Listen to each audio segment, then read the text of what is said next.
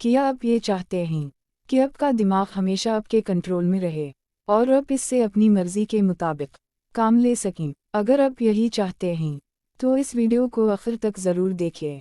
आज मैं आपको एक कहानी सुनाऊंगा। इस कहानी में आपकी ज़िंदगी से जुड़े हुए कुछ राज छुपे हैं जो आपके बहुत काम आएंगे। आपको वो तरीक़ा समझ लिख जाएगा जिससे आपका दिमाग आपके काबू में लिख जाएगा। किसी सल्तनत पर एक बादशाह हुकूमत करता था। इसे घोड़ों से बहुत प्यार था। इसके पास 4 जंगली घोड़े थे। बादशाह को घोड़े बहुत पसंद थे। बादशाह चाहता था कि कोई इन घोड़ों को अच्छे से ट्रेन कर दे ताकि बादशाह उन पर सवारी कर सके, लेकिन बदकिस्मती से कोई भी ट्रेनर इन्हें ट्रेन नहीं कर पा रहा था। जब भी कोई ट्रेनर उन पर सवारी करने की कोशिश करता, वो घोड़े उसे ज़मीन पर गिरा देते। बादशाह को वो घोड़े इतने पसंद थे कि वो किसी भी ट्रेनर को ये इजाज़त नहीं देता था कि वो उन घोड़ों पर सख्ती करे, मारपीट करके इन्हें ट्रेन करने की कोशिश करे। बादशाह ने अपनी सल्तनत में ये मनादी करवा दी थी कि जो कोई भी उन घोड़ों को अच्छे से ट्रेन करेगा, इसे 1 लाख सोने के सिक्के इनाम में दिए जाएंगे। इस इनाम के लालच में कई लोग आए, लेकिन घोड़े से गिरकर अपनी टांगें अपनी हड्डियां तड़वा बैठे, लेकिन कोई उनको ट्रेन ना कर पाया। फिर एक दिन एक नौजवान ट्रेनर बादशाह के दरबार में आया और कहा कि मैं आपके घोड़ों को ट्रेन कर सकता हूँ, लेकिन मेरी 2 शर्तें हैं।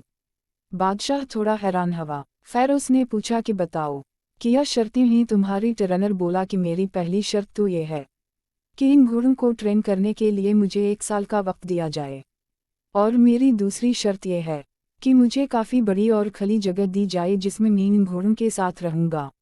मैं ही उन घोड़ों की देखभाल करूँगा और उनके खाने पीने का इंतज़ाम करूँगा। इस जगह के इर्द गिर्द काफ़ी ऊंची दीवार होनी चाहिए ताकि कोई भी अंदर अलिफ कर मुझे डिस्टर्ब यानी तंग ना कर सके। बादशाह ने सोचा कि जहाँ इतना कुछ किया है वहाँ ये भी करके देख लेता हूँ।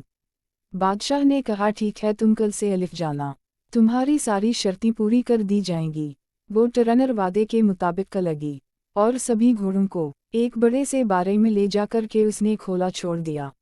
अब वो चारों घोड़े बारे के अंदर इधर इधर दौड़ने लगे। अब ट्रेनर ने किया कि बारे की दीवार के साथ साथ दौड़ने लगा। कुछ देर दौड़ भाग करने के बाद इसने घोड़ों को चारा खिलाया, पानी पिलाया, खुद भी खाना खाया और आराम से उसी बारे में लेट गया। घोड़े अब भी बारे के अंदर आज़ाद थे, किसी को कोई रस्सी नहीं बांधी गई थी। शाम को वो ट्रेनर फिर उठा और बारे की दीवार के साथ साथ दौड़ने लगा। जब वो दौड़ता था तो घोड़े भी इधर इधर भागते थे। जब शाम हुई तो उसने घोड़ों को खाना खिलाया, पानी पिलाया, खुद भी अपना खाना खाया। घोड़ों को रस्सी से बंधा और खुद भी उनके साथ ही ज़मीन पर चटाई बिछाकर सो गया। सुबह हुई तो ट्रेनर घोड़ों को खोलकर बारे में भागने लगा। अब यही इसका रोज़ का मामूल था। वो ट्रेनर दिन भर घोड़ों को खिला रखता, इन्हीं खाना खिलाता, नहलाता, दिलाता, उनसे प्यार करता, उनसे खेलता और शाम को इन्हीं के साथ सो जाता।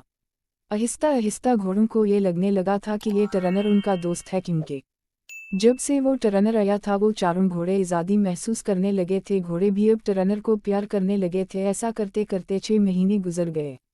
एक दिन बादशाह सलामत घोड़ों की ट्रेनिंग देखने के लिए आए। बादशाह ने देखा कि बारे में उगे उगे ट्रेनर दौड़ रहा है और इसके पीछे पीछे घोड़े दौड़ रहे हैं। बादशाह को इसकी ट्रेनिंग पसंद आई, वो वापस चले गए।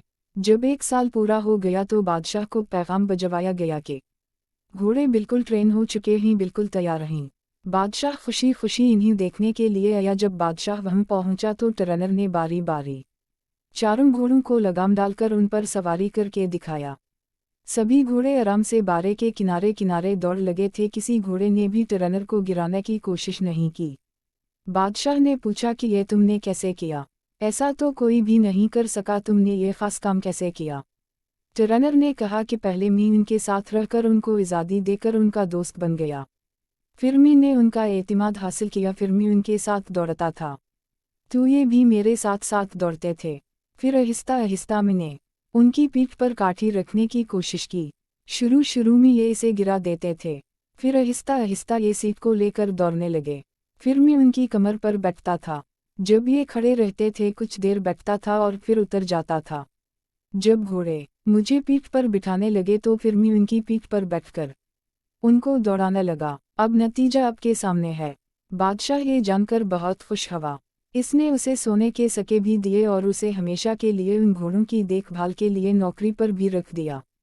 दोस्तों, अब ये तो एक कहानी थी जो आपको ज़रूर पसंद आई होगी, लेकिन हमें तो ये देखना है कि हमें इस कहानी से क्या सीख मिलती है, क्या सबक मिलता है। ये कहानी हमें क्या सबक देती है? तो बात कुछ ऐसी है कि हर इंसान के अंदर, इस दुनिया में मौजूद हर इंसान के अंदर भी ऐसे ही 4 घोड़े होते हैं जो उसके कंट्रोल में नहीं होते। परेशानी का घोड़ा, गुस्से का घोड़ा, कमांड गुमान, एनडीडी का घोड़ा, लालच का घोड़ा।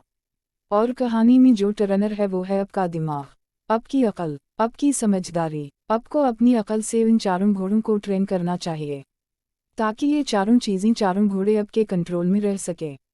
लेकिन इसके लिए आपको उनसे दोस्ती करनी होगी, यानी पहले उनको अच्छी तरह समझना होगा और फिर उन पर लगाम लगानी होगी।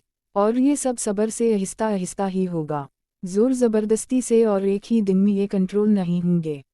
जैसे अगर हम सबसे पहले बात करेंगे परेशानी की घोड़े की, तो परेशान होना किसी मसले का हल नहीं, बल्कि अगर आपकी ज़िंदगी में कोई प्रॉब्लम हो गई है तो उसे ठंडे दिमाग से समझने की कोशिश करनी चाहिए, इस पर तसल्ली से गौर व फिक्र करना चाहिए। फिर ही आपको इस मसले का हल मिलेगा, वरना परेशान होते रहने से कुछ भी नहीं होता। दूसरे नंबर पर है गुस्से का घोड़ा। गुस्सा करने से किसी दूसरे का नुकसान हो या ना हो, पर अपना नुकसान ज़रूर होता है। कुछ बातों पर, कुछ चीज़ों पर तो गुस्सा अलिफ ही जाता है। जैसे अगर कोई आपकी इंसल्ट करे या आपके साथ कोई ज़ियादती करे तो गुस्से का आना लाजमी है। लेकिन कब, कहाँ और कितना गुस्सा करना चाहिए, कब करना चाहिए और कब नहीं करना चाहिए, कब हमें अपने गुस्से पर काबू पाना चाहिए, उसे कंट्रोल करना चाहिए और कैसे कंट्रोल करना चाहिए, यही अपने टर्नर है, यानी अपनी अकल की मदद से इस गुस्से के घोड़े को आहिस्ता आहिस्ता सिखाना चाहिए। तीसरा है डोमिनेंट का घोड़ा।